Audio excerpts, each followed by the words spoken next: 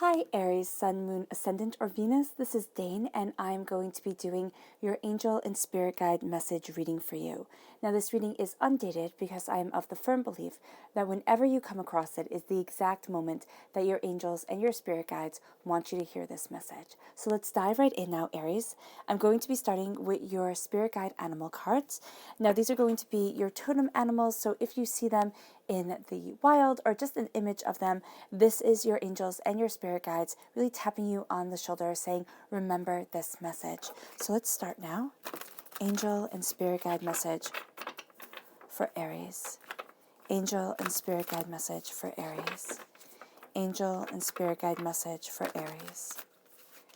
Angel and spirit guide message for Aries.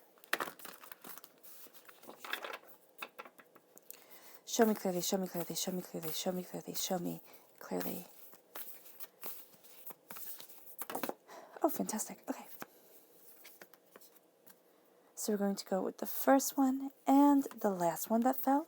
So we have the horse spirit and the turtle spirit, which the horse spirit is freedom is yours, and the turtle spirit says slow and steady wins the race. So you are gaining your freedom, your independence, you are moving forward in the sense of beauty of self, and slow and steady wins the race. It doesn't have to be all at once. There's a sense of you really stepping into your own.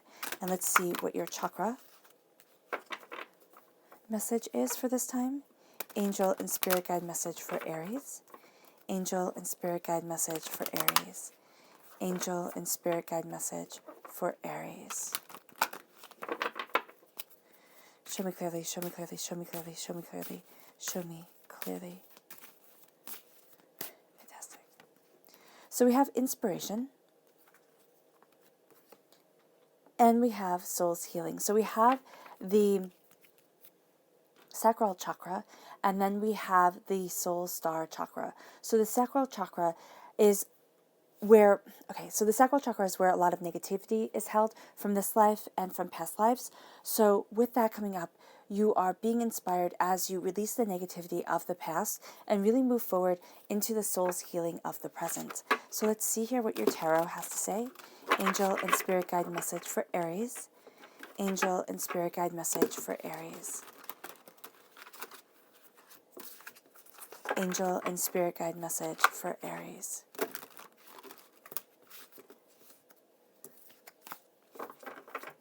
Angel and spirit guide message for Aries. Show me clearly, show me clearly, show me clearly, show me clearly.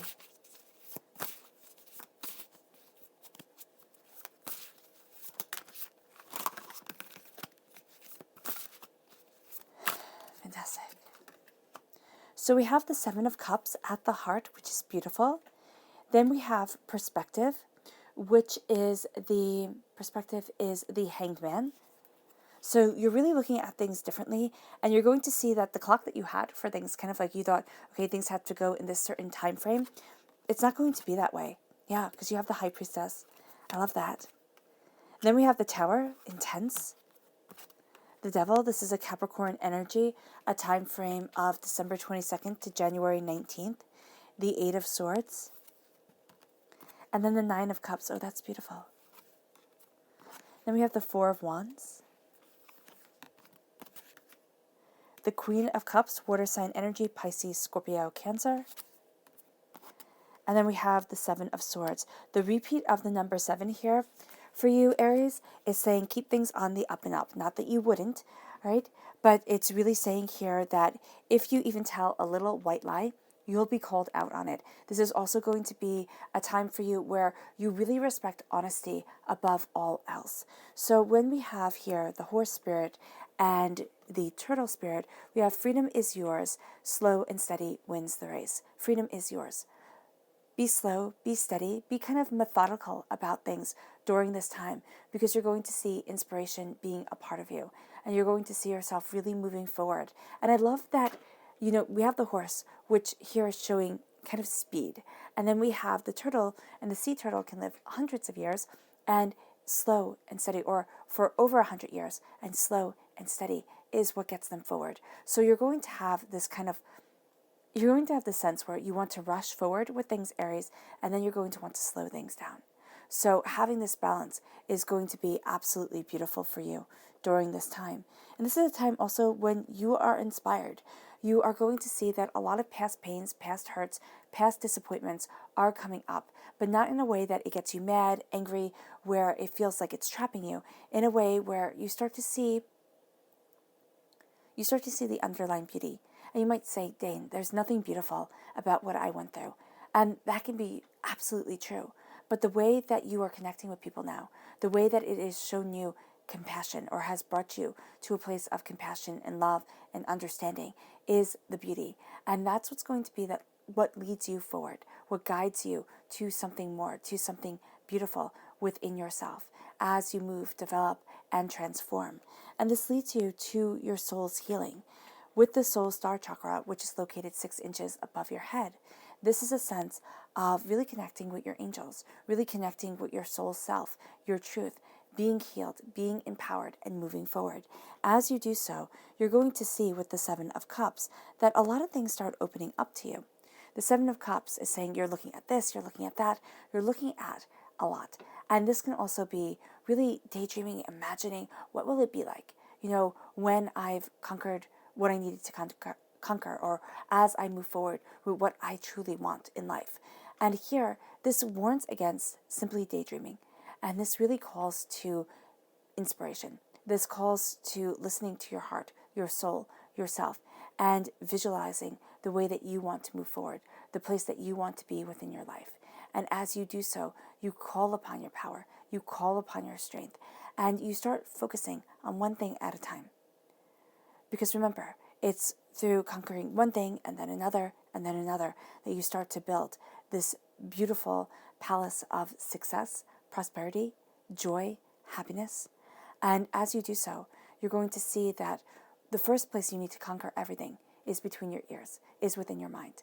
So as you are looking at what you want to develop, how you want to move forward, what you're going after, you are conquering it within your mind through visualization, through embracing your truth, yourself, looking at your fears, looking at the things that have been holding you back. That's what the inspiration, the sacral chakra, really lets you do.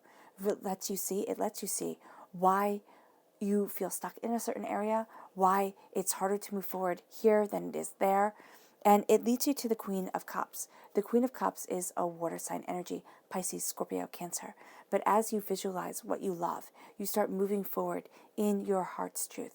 And as you do so, you feel inspired and blessed by peace. You feel like you're gaining your footing, gaining your understanding, opening up your heart to what you truly want. And you're going to feel a lot more comfortable during this time, most definitely, especially with the Queen of Cups and the High Priestess behind the scenes. Why? Because you're taking a lot in, and you're working a lot of things out in your mind, Aries. You're seeing things in a new light, in a new truth, and you're really connecting with your heart. And why is that important? Because we are emotional beings. As emotional beings, we need to come from our hearts. If we sit there and think, okay, I can logic it out, I can puzzle it out, I'll always have the answers kind of at my fingertips, and you ignore your emotional truth, the heart of yourself, you will find that you're not enjoying life the way that you should be. And I just see a withering. You'll find that you feel like you're withering. You'll find that you feel like the world is moving around you instead of you moving as part of the world. And so here, connecting with your heart is going to be absolutely important. You may also find that a water sign energy helps you gain your focus, gain your understanding, and look at things much more clearly, especially taking in that focus and saying, okay, I want to move forward this way or that way, and I want to see this or that within my life. And so it can be a water sign energy, but it can simply be the connection with your angels, the connection with your spirit guides as you are moving forward. And as you say to them, why is it that I feel stuck? Why is it that I feel overwhelmed? What is it that I truly want? And as you're looking at things, you gain a totally different perspective. And you can find, Aries, that you're looking at things much differently than other people. Now, at first it's going to make you feel a little odd. It's kind of like, am I doing the wrong thing? Why aren't I seeing it the same way everybody else is? But this is actually really, really beautiful. You have this beautiful, unique, powerful point of view. And it is going to go against your timeline. So for some of you Aries out there, you are looking at where you are in life, kind of age-wise, and you're saying, okay, well, now I need to accomplish this, or, oh my gosh, I haven't accomplished that, or, I have to be forward this way or that way. And you're putting undue stress upon yourself. And we all do it. We all do it to ourselves. And here, with perspective, you're getting a new perspective on time. You're saying, all right, listen, things aren't happening in my time. They're happening in divine time. And as they happen in divine time, I am finding myself gaining my footing, gaining my understanding, but also setting myself free in a way that I didn't think I could. Flying high like an eagle, soaring towards my greatness, towards my goals. And it really leads you to the Four of Wands. It leads you to a happy ever after. This is the marriage card, all right? This is success and love. You have here the archway of red roses. Red roses symbolize passion and love. And so here you are moving forward in your passion, in your love, and you're kind of taking that timeline and saying, all right, I still have my goals. I still know what I want, but I am enough in this time. I am enough in this moment, and I will keep on moving forward towards my greatness, towards my goals. And when you first start saying, I am enough, it can feel really odd, or it can actually make you angry. It made me angry when I first started saying it, because I was like, wow, there's so much I want to accomplish, there's so much I want to achieve, and to say I'm enough, almost makes it feel like I'm putting the brakes on things. But it doesn't. It lets you know that each moment, as you are walking forward, as you are walking towards your goals, towards your dreams, towards what you desire, you are really seeing that you are enough. And yes, there's always room to grow. Yes, there's always room to gain more of an understanding. But as you realize that you are enough, you start to see the power come in. Now, this can lead you down a path that brings you to a new job or new job opportunities. This can bring you to a path that leads you to a relationship that absolutely rocks your socks, that is absolutely beautiful for you. It can lead you to a space where you start to think of a new place to live, or you start to see, your desires, your dreams coming together and really embracing the beauty that is around you. And as you do so, you have the Devil card at your root. And the Devil card, it isn't a bad card. I know everybody gets like, ooh, the Devil, but it really is a connection with your, I want to say your primal self, but that sounds kind of base and bad. It's not your primal self per se. It is a connection with what you desire, with your earthly self, all right? And the Devil is a kind of bastardization of a lot of the forest gods. When kind of Christianity took over and they sat there and they made the laws of everything. They took people's, polytheism and they made it into monotheism. And so here, there is a sense of looking at kind of like Cernunnos and Pan and every god like that and saying, okay, I'll take the horns and I'll take the serpent, which was a symbol of rebirth and power. And in Ireland, when they say they drove the serpents, St. Patrick drove the serpents out of Ireland, it's saying, because the Druids were called serpents, saying that he also drove the Druids out. He gave the one true religion. And so here, there is this sense of, speaking your truth and speaking your power. And it's not to get religious on people, but it's just the imagery that's coming up in my mind that Spirit is speaking. And so here, there is a sense of connecting with yourself, with your desires, with what it is that you want. But it also warns against addictions. Now, addictions are the normal addictions that we think of, alcohol, drugs, sex, food, shopping, things like that. But it's more than that. It is an addiction to people pleasing. It can be an addiction to kind of poking the bear, starting arguments. It can be an addiction to, anxiety, stress, saving things for the last minute. And it's really looking at the patterns of your life and saying, what is it that happens that pushes me out of whack with my internal, with my true self? What is it that, I'm experiencing right now that I'm feeding, but I don't want anymore? And so with the Devil card, there really is this awakening to your true self, this awakening to what it is that you want. There's a sense of a shedding of a skin, okay? Because the serpents in ancient times, they were revered because they shed their skin and they still lived. So here it's a shedding of your skin, and it's a embracing of your words. It's also knowing when somebody's being serpent-tongued, okay? And kind of just saying things that you want to hear to make you feel good about yourself or to make you trust them more, and then they're going to kind of get you right in between the eyes. So know here that the Devil card is a multifaceted and very powerful card. And as you step into your own, you're also stepping away from other people's conformities, other people's desires for your life. So as you step into your truth, you claim your power, you claim your understanding, you are breaking free of the chains of what other people desired for you, what other people wanted for you, and now you are really claiming what you want for yourself. And then there is the Seven of Swords. Now here it is being armed. Now the Seven of Swords traditionally represents sneakiness. So it can be that a Capricorn energy around you is going to be sneaky. That is the most direct way to read this combination. But it can also be that as you are breaking free from, past chains, past disappointments, past hurts, or other people's desires, you have gathered up your knowledge, you have gathered up your information, and you start moving forward in a way that is right for you. And it might seem sneaky to other people because they might sit there and think, why are you doing this? You're doing this because your perspective has changed and you're moving towards your goals, your happiness, your loves, and kind of everybody else be damned. And it's not saying that you're moving away from your responsibilities. I am a firm believer, absolutely firm believer, of upholding our responsibilities and taking care of those we have, a responsibility to and a dedication to. But here with the Seven of Swords, it is a sense of looking at things anew. It's a sense of being guarded and gathering up your knowledge, your information as you move forward. And what I love is that you have the Seven of Swords, and then we go into the Eight of Swords, doubts, fears, making you kind of distrust your own judgment at times. And I love that there's the spider's web here. So there's a web that has been woven around you.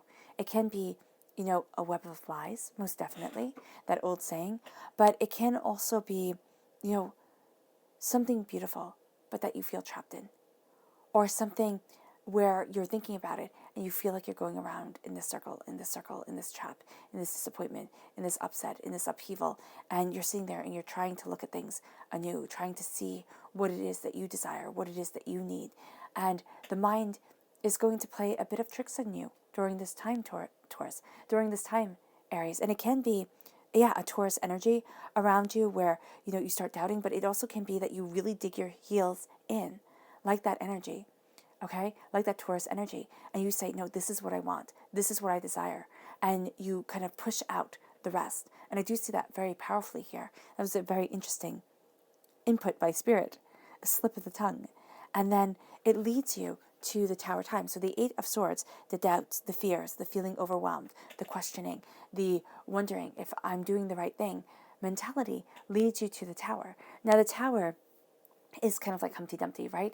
All the king's horses and all the king's men couldn't put Humpty together again. But it's also very much of a saying here that there is great change coming in. And divinity wants you to move forward in this change. Because if you stay where you are, you'll stay stagnant like the Eight of Swords, not truly seeing what you need to move forward, not truly seeing what it is that you desire to get you to the next level of your understanding and yourself. And with the Tower, there's this sense of being pushed out of the nest, kind of like that baby bird being pushed out of the nest, flying, soaring, embracing, dreaming, understanding, and taking this time of change that can lead to upheavals, yes, but the change comes because you start listening to your heart. And as you listen to your heart, the change comes in. You connect with your emotional truth. And as you connect with your emotional truth, you see this power, this determination, this understanding. You start seeing the sneakiness of other people's words, but also the power of your own words. And this leads you to moving forward, taking your knowledge, taking your understanding, moving forward, but also not trusting people on face value. It's very easy to be what you want them to be, or for somebody to be what you want them to be in a very short, very confined period of time. It's harder for it to last longer. So here it's saying, okay, I'm not taking people at face value. You have two swords on the ground. Two things have to be left behind. It's like, okay, I'm done. It's over. I'm moving forward. And I'm taking the knowledge that I want, that I need, to move forward towards my dreams, my goals, because you have the Nine of Cups right here. And the Nine of Cups is radiance, it's beauty, it's understanding, it is shining with a love that is as bright as the stars, all right? And it is something that other people see. Now, are you going to see this as easily as others? No. No, you're not. But you're going to get glimpses of it, kind of like the corner of your eye. It's a bit in the mirror kind of thing. And you start to get glimpses of this success, of this beauty, of this prosperity, of this abundance. And you feel it within your heart. And it really leads you towards your soul's healing. And it really is an inspirational time. And as you embrace this love, this beauty, this understanding, you move to the High Priestess. And the High Priestess is trusting your third eye, is trusting in the unseen. And as you trust in the unseen, as you move forward in your passion and in your understanding, in your heart and in your beauty, you see that Spirit speaks to you. Your angels speak to you, not upfront. They speak kind of in riddles and rhymes. Think of it as the Oracle of Delphi, which is how I always like to see the High Priestess. And it's not going to be that everything is spelled out easily. It is given in riddles. It is given in clues. And we have to piece them together as we move forward in life. And as we do so, this love, this joy, this harmony of the Nine of Cups starts becoming your inspiration. And you start seeing things clearly. You also start seeing people more clearly, which can be a bit upsetting. Because what you're going to start to see is you're going to start to see that you wanted a person to be a certain way, or you hoped a person would be a certain way, and they kind of disappoint you. And it's like, oh man, I thought. But now you're looking at things anew, with new power, with new understanding, with new beauty, and you are having the veil lifted from your eyes. Now, depending on where you are in your journey, this awakening can be astoundingly impactful. It can become your everything. You start to see the whole world differently. You start to embrace new passions, new ideas. You start to really change yourself, body, mind, and spirit, because you move forward with the High Priestess at your center, at your core. And it's kind of like you can never see life the same way again. Now, if you're not at that extreme part of your journey, you could start seeing things differently, people differently. Start hearing the underlying meaning of others' words. And as you do so, you start moving towards what you love, what you desire with the Four of Wands. It's kind of like, this is the beauty that I need within my life. This is the archway that I am passing under into a new time, a new joy, a celebration akin to a wedding, a celebration that brings happiness and beauty and peace and understanding and really has me moving towards what I desire and what I want. And as you do so, it brings you to a place of love, to a place of severe understanding of self, of inspiration, understanding, heart, joy, happiness. And as you embrace this time, your subconscious message is the Four Pentacles. Excuse me. Now, the repeat of the number 4 here is talking about taking care of yourself. The Four Pentacles also warns against vampiric energy that can drain you, right? Kind of wanting to keep everything balanced, but not looking at yourself, not looking at what you need. And this is also saying it's time to cleanse the energy around you. So picture the golden light of the universe around you, right? Just shining brightly, and then see your angels with this twirling, beautiful, fiery sword cutting through that golden light, cutting through that energy. And you might say, oh my gosh, Dane, it's severing me from the energy of the universe. This is bad. No, that energy instantaneously rebuilds itself. But it takes away the sewer sludge lines of hurt, pain, disappointment, doubt, fear. And it moves you forward towards what you love, towards what you desire, and towards what you need. And you're going to find that during this time, you will have a tendency to want to focus or want to give your time to things that you know are kind of insignificant. It's kind of like procrastination here.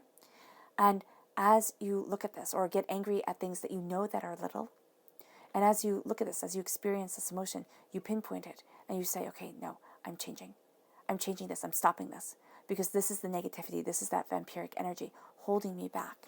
And as you move forward in this knowledge and in this understanding, you move towards your throat chakra, okay? Your chakra message, your subconscious chakra message, which is listening. And the third chakra always makes us think of talking, right?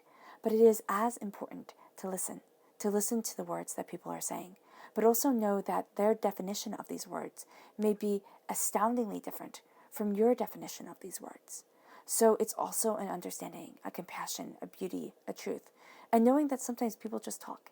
People just talk and say things that are true for them, and that it might not have you might think that they're talking about you, but they're not. They're just saying things. So here during this time, it's truly listening, not only to the words that they are saying, but to the energy that they are projecting. And then this leads us to your subconscious spirit animal message, which is the wombat spirit. Be at home. That's why you have the repeat of the number 4. Be at home within your body, your mind, and yourself. You're also going to find it very comfortable to be at home. You're going to be a little bit of a homebody during this time, because spiritually you are awakening to the next level. And as you awaken to this next level, you're really embracing your power, your beauty, your truth, and yourself. All right, Aries. I hope this reading has resonated with you. I wish you nothing but light, love, peace, and happiness. May harmony always be with you, and I love you all. Bye.